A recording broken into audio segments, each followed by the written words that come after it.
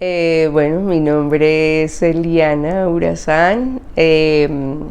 Yo soy realizadora audiovisual.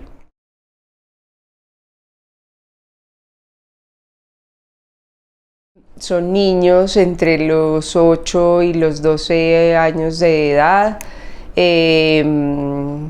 Ellos les gusta, no es que yo les haga como un enfoque hacia la animación ni nada, pero a ellos les gusta mucho la animación, más que todo digital. Los juegos, los videojuegos les gusta mucho. También tienen como una cuestión hacia lo del terror, les gusta mucho este tipo de películas. El anime también les gusta.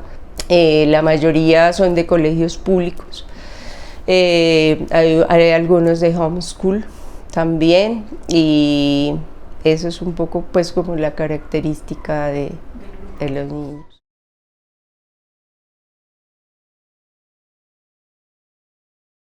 Al comienzo, bueno, había algunos niños que venían del año pasado de audiovisuales, tenían como algunas bases, y otros que absolutamente de audiovisual no tenían ni la menor idea, porque entraron, pero ni siquiera de pronto sabían un poco qué era el audiovisual, ¿no? Ellos pensaban que era solamente manejar una cámara y demás, pero entonces es ahí cuando comienza el reto de cómo empiezas a tejer con ellos toda esos conceptos y demás. Esa fue como la primera parte, y también esa parte del compromiso. Si me remito yo a las bitácoras, que era el de, si te acuerdas, lo de yo me comprometo, que no pensé que fuera como a pegar tanto, y al final ellos hablaban de eso, o sea que fue para ellos muy importante hacerlo, y era como el compromiso también es vital dentro del proceso.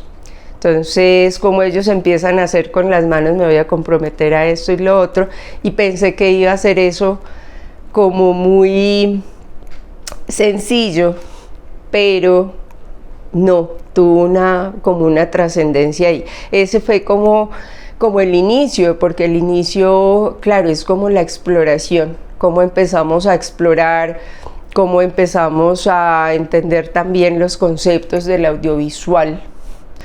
Esa fue esa parte. La segunda parte es el proceso cuando empezamos a decir, bueno, vamos a realizar un proyecto, cómo parte ese proyecto, de dónde se va a hacer, con los primeros conceptos que ellos vieron, ¿no? O sea, todo es como ese paso a paso para que se dé todo el proceso.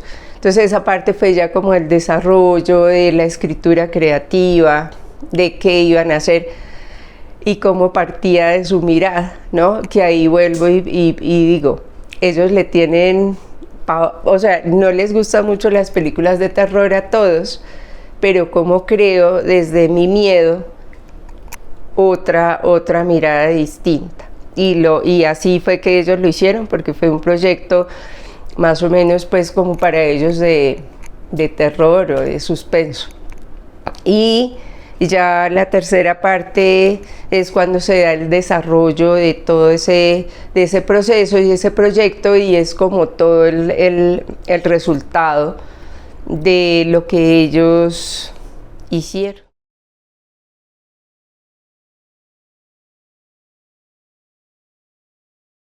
Bueno, pues ahí en ese sentido también tú miras las visualidades de los niños y de las niñas, que también lo hace muy distinto. La de los niños viene más del videojuego, o sea, ellos son videojuegos, ¿no?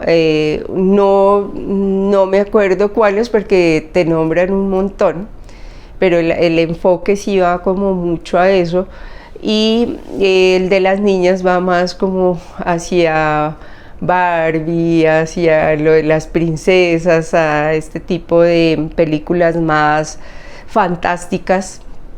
Esas es como un poco las visualidades que ellos tienen. También vienen y exploran y ven mucho los videos de TikTok, ¿no? Eso sí lo vi en todos cuando, como hay espacios en los que yo no les diría espacios muertos, sino son espacios también de exploración para mí, y es cuando los niños accionan en un tiempo libre y tú miras qué pasa ahí, qué están viendo y empiezas a hablar con ellos sobre eso.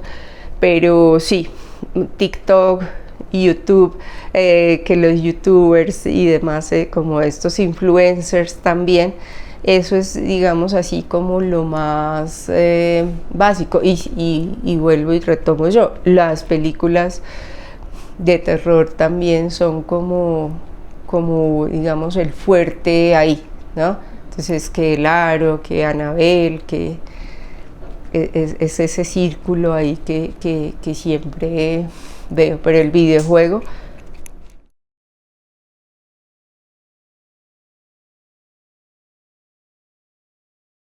pues de las metodologías, y realmente yo, como lo he dicho y lo saben, yo no vengo mucho de la pedagogía. ¿No? Y claro, y a veces lo que yo te digo, me invento un taller o qué sé yo, y tú dices, uy, esa metodología, y yo no lo veo desde esa forma. Yo no lo veo desde esa manera, sino, y esto me parece que es poderoso, que funciona. Entonces, digamos, en este caso con ellos, empezamos a ver, ellos mismos decían, ay, coloca esta película, no sé qué, de terror, de suspenso, no sé qué, y fue también no solo el visualizarlas, verlas porque sí, o analizarlas, sino también cómo trabajas el miedo, ¿no? Porque el miedo no es solamente al monstruo de la noche y demás, sino el miedo en ellos puede ser de otra manera, ¿no? El miedo cuando entregan mis notas, el miedo de muchas cosas, entonces uno lo va transformando a través de esas metodologías, y esas metodologías sí puedo decir que a veces de una imagen me estalla en la cabeza y yo digo, esto debe ser muy potente, digamos, para los niños, y que se puedan también dar como esas narrativas y esas creaciones, digamos, que ellos hacen. Pero sí, también, claro, hay un proceso de visualización de varias estéticas, técnicas y demás, para que ellos también partan, pues, de lo que ellos les gusta y quieren proponer, no desde mi mirada, ¿no? Es como un poco, digamos, lo que se hace así, pero se profundiza también, sí, no solo el concepto audiovisual. Me parece que es importante profundizar, digamos, en otras emociones. También me parece importante, digamos, hacerlo. Las emociones para ellos son vitales. Entonces yo creo que eso también hay que tenerlo muy en cuenta, y eso es un poco lo que yo hago. Mirar un poquito más allá, como también les digo a ellos, no se queden donde yo les indique, les digo, siempre vayan más allá.